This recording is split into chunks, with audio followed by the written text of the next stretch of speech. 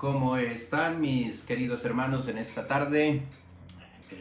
Cada uno de ustedes les mando un saludo y pues vamos a entrar en materia porque hay mucha materia que ver, hay mucha materia que comentar el día de hoy. Estamos viendo las virtudes, en concreto las virtudes cardinales. Poco a poco tendremos tiempo, ojalá, de ir comentando las otras virtudes. Pero estamos ahora en las cardinales. A lo mejor no hemos dicho qué es exactamente una virtud cardinal. ¿Por qué se llaman cardinales? Pues viene de una palabra latina, cardine, cardo. Cardine es el punto de apoyo. Concretamente vamos a hablar de una puerta. Una puerta tiene bisagras. La bisagra es el cardine. Es donde gira toda la puerta. Si está roto el cardos, la puerta no gira o se queda abierta o se queda cerrada. Entonces, una virtud cardinal es exactamente donde giran todas las demás. También tenemos los 4 puntos cardinales. Volvemos a lo mismo, son puntos de referencia. Norte, sur, este, oeste. Cuando los romanos construían una ciudad, lo primero que hacían era trazar una calzada, por eso se llamaban calzadas romanas, que marcase la orientación de norte-sur y otra este-oeste. Entonces se llamaba el cardo, punto de referencia, el eje sobre el cual esa ciudad estaba trazada. Y esto era una ley. Hoy cuando ustedes visiten las ciudades romanas construidas y planeadas por los romanos, todas tienen el mismo esquema. Tenemos las calzadas, tenemos los columnados, pero el cardo era el punto de referencia. Bueno, pues vamos a decir que tenemos aquí lo mismo. Tenemos virtudes cardinales que para nosotros son el punto de referencia de toda la vida. Y como son virtudes cardinales, tenemos que movernos en explicar lo que quiere decir. Ante todo, toda virtud que tratamos nosotros y que tratamos de explicar de algún modo, tiene relación con la salvación y por lo tanto tiene relación con la Biblia. Las virtudes son tales en la medida en que hacen un punto de relación con la Biblia. Es la Biblia nuestro eje, nuestro punto de trabajo. Si nosotros trabajamos desde la Biblia nos va guiando por todas esas virtudes. Muy bien, digamos que en todas las culturas, vamos a hablar de culturas, en todas las culturas que han existido, no importa de dónde sean, los griegos, los romanos, los samuráis, culturas chinas, culturas de Medio Oriente, culturas de Lejano Oriente, culturas ancestrales, culturas tribales, tribus en África, todas las culturas está difundida una acepción filosófica o jurídica o de relación entre las personas con relación a esta virtud de la justicia. En la Biblia, sin embargo, la palabra justicia indica sobre todo el estado de conformidad de una persona con una visión trascendente. Fíjate que no estamos hablando aquí única y exclusivamente de una justicia, vamos a decir, conmutativa o distributiva entre nosotros. La palabra clásica que se dice a cada uno lo suyo, por lo tanto esto es justo. Y no hay que quitar a uno para dárselo al otro de un modo arbitrario. Justicia es muchísimo más que eso. Es una conformidad de la persona con una visión trascendente. Trascendente de su propia acción, de su vida, porque sabe muy bien que cualquier acto suyo tiene una trascendencia. Es decir, se guarda para el cielo, en pocas palabras. Trascendente de la humanidad, la que tiene a Dios como creador y como redentor del hombre. Estas tres cositas son los puntos fundamentales de la justicia. Por lo tanto, no se puede hablar exclusivamente de una justicia que yo tengo en mi relación con los demás, porque los trato bien, porque tengo buenas relaciones, porque no quito nada a nadie, no robo nada a nadie, trato de ser equitativo con todos. No, es que mi acción tiene una relación con Dios. Mis obras dicen y son las que me van a abrir o cerrar las puertas del cielo, abrir o cerrar las puertas del infierno. Así de simple y sencillo. Y esas obras deben de estar hechas en justicia. Por lo tanto, la justicia es un estado personal de buena relación y de comunión con Dios. Es vivir la vida de cara a Dios. Y fíjate que aquí no estamos hablando de rezos. No se dice cuánto rezas, sino cómo es tu vida en relación a Dios. Dios, que es quien te dio tu vida, quien te da lo que hoy tienes y quien en última instancia te va a pedir cuentas de todo eso. Así de simple y sencillo. Quien te da lo que tienes y quien de alguna forma o te manda o permite que seas probado. Y aquí vemos que hay como un progreso, ¿verdad? Hay una visión progresiva de la relación con Dios, por lo tanto de la justicia. ¿Cuál es ese progreso? Mira, en el Antiguo Testamento, ¿quién es el justo en el Antiguo Testamento? Es aquel que se adhiere a algo que se llama voluntad de Dios. En el Padre Nuestro hemos comentado que la última petición que hacemos a Dios, hágase tu voluntad en la tierra como en el cielo. Es decir, el hombre justo es aquel que hace la voluntad de Dios. Fíjate que no estamos hablando del que reza mucho, del que tiene incluso gestos de caridad. No, el punto de referencia del justo es el que hace la voluntad de Dios, lo que Dios quiere. Y aquí entramos en un tema que se puede ampliar muchísimo. La voluntad de Dios es la guía de nuestra existencia. Oye, te voy a hacer una pregunta. ¿Cuándo fue la última vez que te preguntaste qué estoy haciendo con mi vida? Segundo, ¿y si en esa pregunta, o cómo estoy viviendo mi vida el día de hoy? Y si en esa pregunta está incluida ¿qué quiere Dios hoy de mi vida? ¿Quiere Dios más rezos? ¿Quiere Dios más procesiones? ¿Quiere Dios más santos en mi casa? ¿O quiere Dios un tipo de vida muy concreto? Una forma de vida. ¿Qué quiere Dios? Dios te va a preguntar por la vida.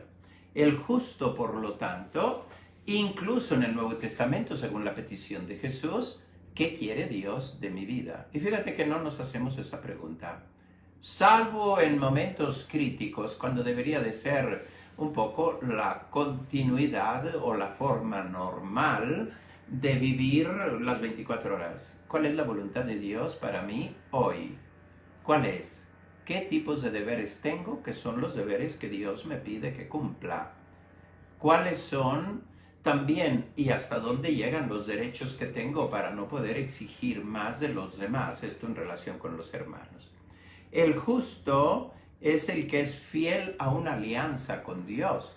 No te olvides que Dios tiene una historia de amor con su pueblo fundamentada en una alianza que renovó 4 veces. Pero al fin y al cabo la alianza está en pie, es un pacto. Cuando nosotros, una persona, una mujer, un hombre, se casan, establecen una alianza. Y el matrimonio tiene la fórmula, en cierto modo, de un contrato. Hay quien niega esto de no ver las cosas solo con la dimensión de contrato. Es que tiene una dimensión de contrato, se llama alianza. Bien, hay quien distingue entre el contrato, la alianza, creo que nos entendemos, vamos a la cosa mucho más simple, para no bajar a tanto detalle técnico, a los tecnicismos, para no perdernos. Es una alianza con Dios, un acuerdo que Dios hace con su criatura. Y en el Antiguo Testamento, esta alianza proyecta en un modo de vivir la relación con los otros miembros de la comunidad. Una comunidad social, una comunidad religiosa en la que vive. Hay que ver los profetas Isaías, Ezequiel, cómo insisten. Hay que ver en el Deuteronomio cómo se trazan claramente las leyes que Dios da. ¿A quién se las da? Al hombre. ¿Y quién es el justo? El que vive de cara a Dios y tiene como punto de referencia nada más y nada menos orientarse en esa dimensión. Nada más y nada menos. Es decir, en la dimensión del cumplimiento de la alianza con Dios. Decimos que Dios es justo, sumamente justo. Es decir, conforme a su ser de manera perfecta y perpetua. Dios no tiene alteraciones. Dios ahora me quita, ahora me da porque está enojado. Nosotros tenemos unas formas antropomórficas de hablar de Dios. A veces la gente dice, espero que Dios no esté muy enojado conmigo por esto que hice o lo que dejé de hacer. No, Dios tiene un plan de salvación y Él no lo cambia. Él le da mucha pena que yo me separe de su plan de salvación, ¿verdad? Dios es justo porque se relaciona con su pueblo y por lo tanto conmigo, siempre en ámbito de una alianza que tenemos como punto de referencia para conquistar lo único que tenemos que conquistar, el cielo. Así de simple y sencillo.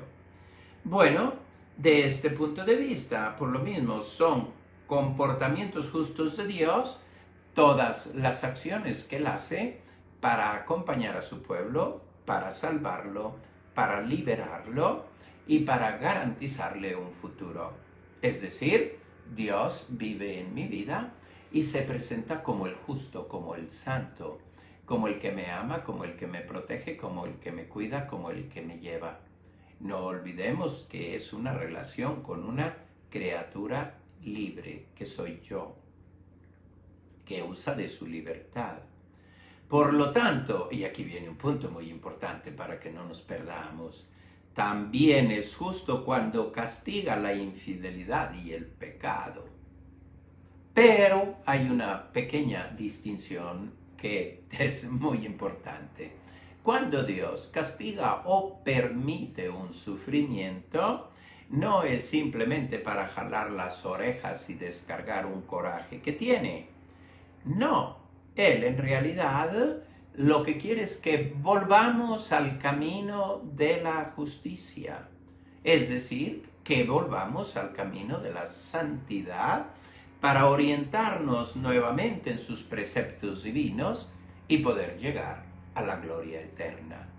Y aquí, mis queridos hermanos, está clarísimo que si nosotros no tenemos esta visión de la vida, todo el resto nos perdemos porque entonces tu vida estará medida si tengo dinero o no tengo dinero, si puedo vivir más cómodamente o menos cómodamente, si me va bien porque mis relaciones afectivas están caminando muy bien o porque traigo una vida afectiva bastante golpeada y no se ha podido mantener. Entonces Dios se ha olvidado de mí porque no todo sale bien.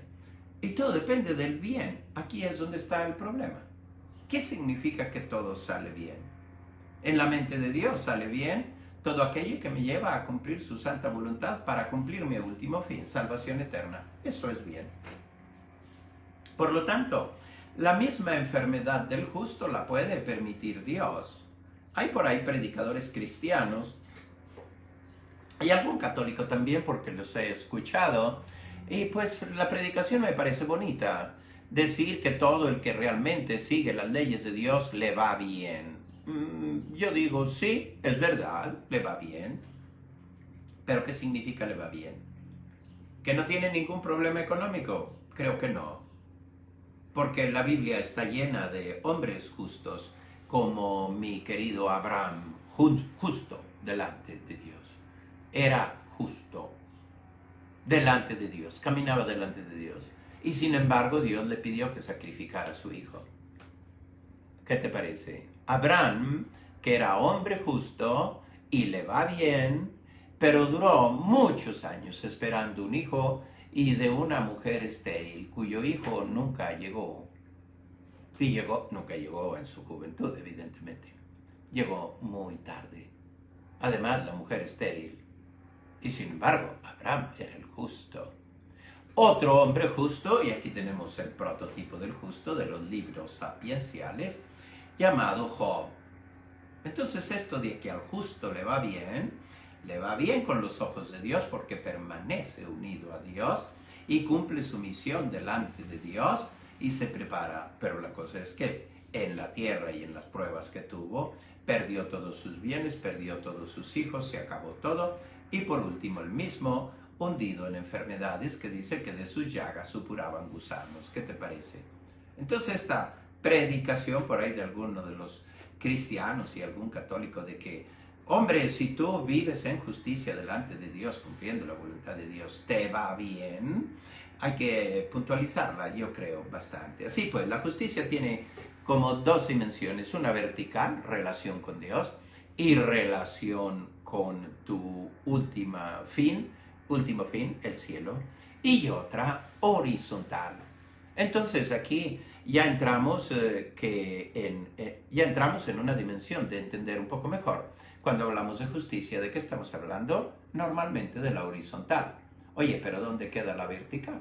Esto es importante. El fin de la justicia es provocar en los hombres una forma de integridad de vida que sea imagen de la justicia divina. Ese es el fin de la justicia, por eso es una virtud.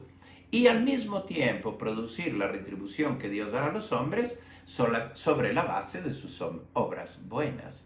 Quiere decir que si yo hago obras buenas, espero que Dios, no digo me pague, pero que las tenga en cuenta, que he vivido de acuerdo a su santa voluntad para poder llegar al cielo. Esta retribución a lo largo del tiempo en el Antiguo Testamento era, como dijimos antes, de índole terrena. El justo era bendecido en tierras, en hijos, la familia, los hijos. Era un bien que Dios les daba. Cada hijo era un don de Dios. Desgraciadamente, en la vida en que vivimos hoy, muchos consideran la vida una amenaza. Estás esperando el tercer hijo. ¿Cómo? ¿Te distrajiste? Es posible, ya no vas a poder llevarlo. Tu edad, y bueno, escuchas de todo. Una mentalidad ante vida. La vida ya no es un don, es una amenaza. Y así se vive, ¿eh? Hace pocos días una señora mandó un mensaje justo en esta clave. Ya no esperábamos hijos y he quedado embarazada. Y ahora, pues no sé, tengo 40 años, 40 y tantos y ya no sé qué hacer, porque no voy a... ¿Y quién te dijo que no? ¿De dónde está el que no? Si Dios te lo mandó, Dios te da la fuerza necesaria para llevarlo adelante. Todos los libros así llamados sapienciales, ¿verdad? Libros sapienciales, hacen consistir la justicia en el israelita que es piadoso, que observa la ley de Dios. Vean ustedes el Eclesiástico, el Eclesiastés, los Salmos, etcétera, etcétera. En todos ellos se habla del justo, del justo. Bien, luego hay la justicia, estamos dando un repaso más o menos desde el Antiguo Testamento, todo, y lo que sucede en tiempos de Cristo. En tiempos de Cristo la justicia es la preservación valiente de la fe, no obstante las dificultades. No hay que olvidar que muy cerca de Cristo había mucha persecución contra los judíos, ¿de acuerdo? Todas las potencias, sobre todo sirios, asirios, babilónicos, que venían, pues les querían quitar su Dios verdadero. Y ellos tenían que mantenerse fieles. Y ahí están los libros de los Macabeos. El justo era el que respetaba la ley de Dios. ¿Quién es el justo en tiempo de Cristo según el Nuevo Testamento?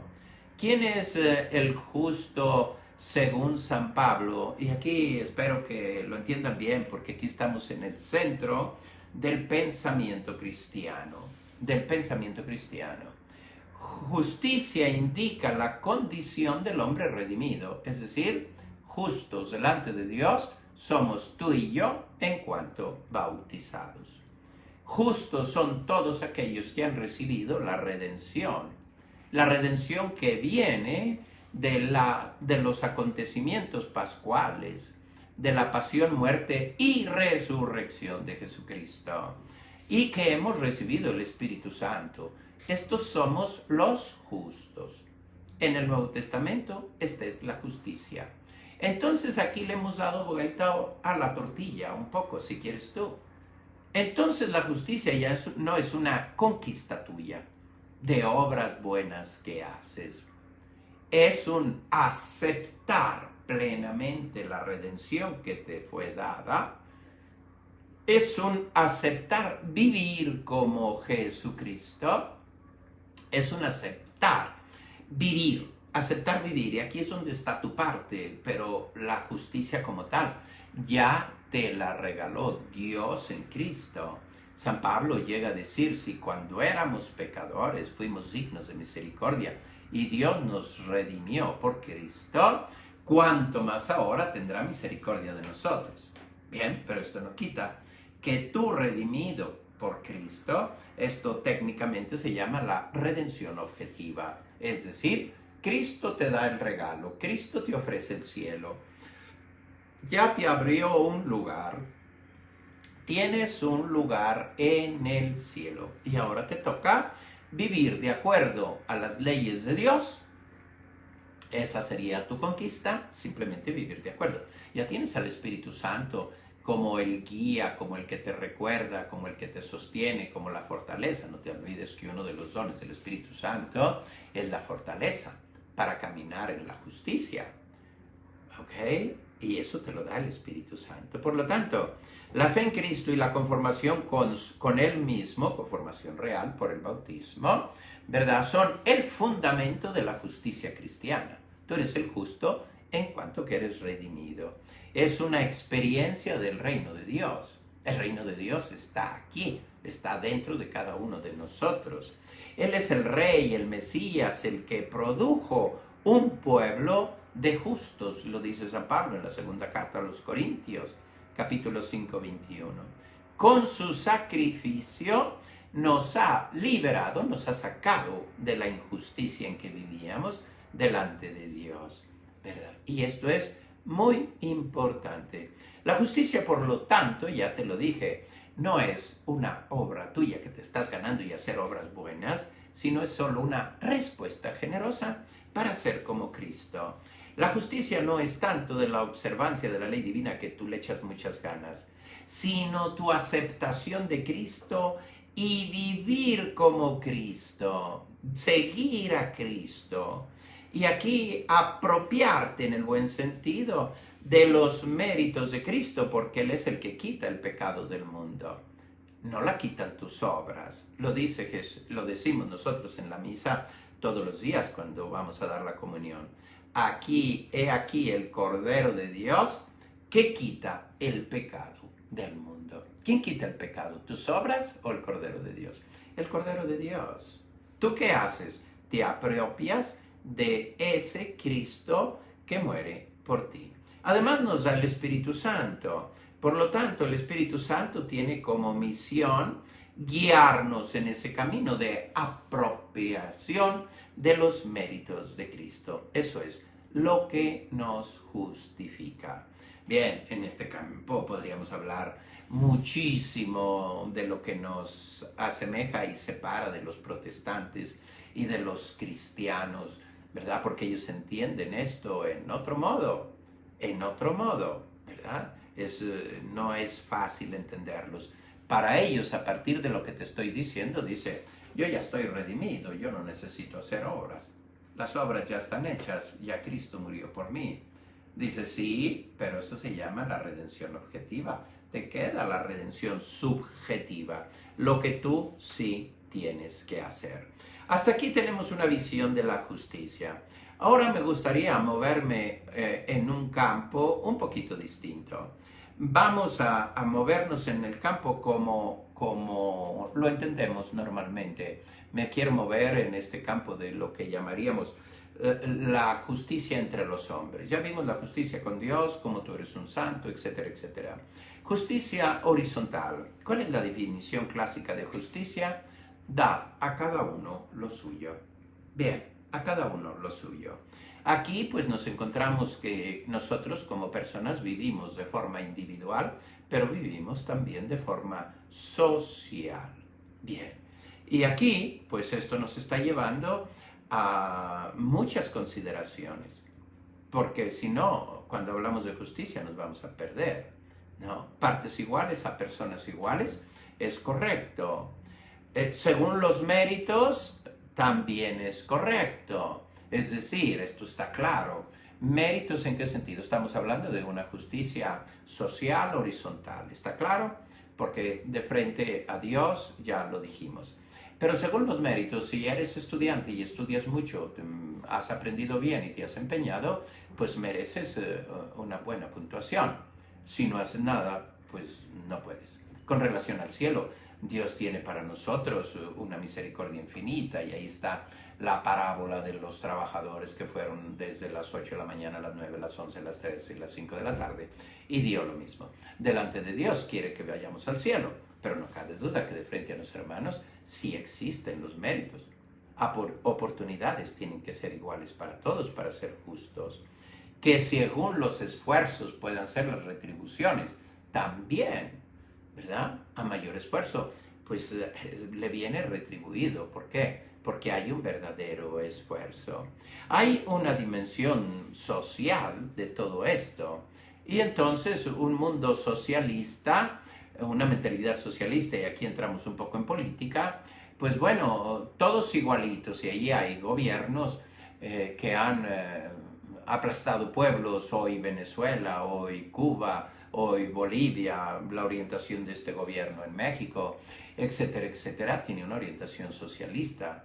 Y pues vamos con una economía que se cae, vamos solo a repartir dinero a aquellas personas que menos pudientes, etcétera. Pero luego pues vamos a caer en un desastre total, como es el caso venezolano, como es el caso boliviano, como es el caso cubano, etcétera, etcétera, que nadie quiere vivir allí. No, 5 millones de venezolanos han abandonado sus pueblos, están en el paraíso, creo que no. Pero bien, una justicia entre nosotros viene también marcada, sí, mucho por la política, pero evidentemente que, al menos el pensamiento cristiano, es que vivamos en justicia, que vivamos en solidaridad y que se invite a todos a cooperar, todos a cooperar en la construcción. ¿Qué hace un gobierno y una mentalidad socialista como ideología? Tú dale. Oh, oye, pero este chavo no se tiene que ganar. No, tú dale. Y ahora estamos creando una mentalidad de flojos. Yo espero que el gobierno me dé. ¿Y quién es el gobierno? Pues es lo que tiene que recaudar los impuestos. ¿Y de dónde los recauda si ya no hay producción? Ya no hay mercado, ya no hay acción. Entonces, ¿qué te va a dar? No es el señor, presidente que tenemos ahora, que parte se lo mete en la bolsa y mucho, y bueno, pues manda una bicoca a la gente y el resto empobreciendo al país. No puede ser. Bien, esto es una dimensión social, socialista, ideológica. Desde la antigüedad, los pensadores, sobre todo los griegos, hablaban de la justicia. Platón decía que es la virtud que regula la armonía de todas las partes, en el hombre y en las civitas y en la ciudad. La virtud que regula la armonía. Como ves, tenían una visión muy clara. El hombre vive en las civitas, en la ciudad. Y esta es una virtud que va a regular la armonía. Es un gran reto, pero se logra a través de la justicia. Llegó a decir San Juan 23 que la paz comienza por la justicia. Y si la justicia es la armonía entre los individuos y la ciudad, ciudad entendida como todo aquello que compartimos juntos, los servicios, la seguridad, las oportunidades, la educación, la salud, no se te regala. El individuo tiene que aportar, colaborar. Tiene que, en justicia, la virtud de la justicia, le invita a estos pasos. Aristóteles da un paso más adelante y habla de la distribución proporcional. Es justo cuando hay una proporcionalidad en la distribución de los bienes. Es justicia cuando hay que corregir desviaciones. Y hay justicia cuando hay equidad, cuando hay humanidad. Bien, la Iglesia Católica ha luchado siempre por la justicia y decimos que el reino de Dios es un reino de justicia, de amor y de paz. Y la paz llega por la justicia, como dijo Juan 23. Si no hay justicia, difícilmente vamos a tener paz. Y la justicia puede desbalancearse de un lado o del otro. En un pensamiento socialista proteccionista, la justicia se mueve, pues vamos a ayudar al que no tiene. Sí, ayúdale, pero no suplas su creatividad, su esfuerzo, que tiene que ganarse y aportar a los demás. Bien, finalmente hay justicia cuando hay un encuentro equilibrado entre el ejercicio de la fe y las realidades terrenas. Y las realidades terrenas. Los 10 mandamientos, el decálogo, es un punto de referencia siempre fijo para el que quiera vivir en justicia, para el que quiera lograr las dos cosas. La vida eterna, relación con Dios, y para el que quiera lograr también una civitas armónica, como decía Aristóteles, un lugar armónico donde vivir. Entonces aquí se meten tus derechos y tus deberes. Y aquí, pues la justicia es fundamental, es aquella que ayuda a equilibrar derechos y deberes. Vivimos en una sociedad que tiene mucha conciencia de los derechos y muy poco de los deberes. Y además tiene mucha conciencia de los derechos personales y muy poca de los derechos sociales y mucho menos de los derechos de Dios sobre mí. El bueno de Santo Tomás nos dice que la primera parte de la justicia va en relación con Dios y ahí entra la virtud de la religión. La práctica religiosa y la relación religiosa con Dios es el primer paso fundamental del justo. El justo es el que sabe darle a Dios lo que es de Dios. Cuando le preguntaron a Jesús sobre el tributo y pidió la moneda, dijo, dar a Dios lo que es de Dios y al César lo que es del César. Es justo hacer las dos cosas, pero si la pregunta es ¿qué es de Dios? La respuesta es todo es de Dios. No hay nada que no le pertenezca. Muy bien, mis queridos hermanos, hemos dado aquí una platicadita así, no se agotan los temas, evidentemente. Mañana nos meteremos un poquito más en la siguiente virtud. Por ahora lo dejamos aquí. Les deseo muy buena tarde, les doy mi bendición y los espero a las 7. Los que sigan esto por YouTube, denle un like y suscríbanse al canal. Que Dios los bendiga. La bendición de Dios Todopoderoso, Padre, Hijo y Espíritu Santo, descienda sobre ustedes y permanezca para siempre. Buena tarde a todos.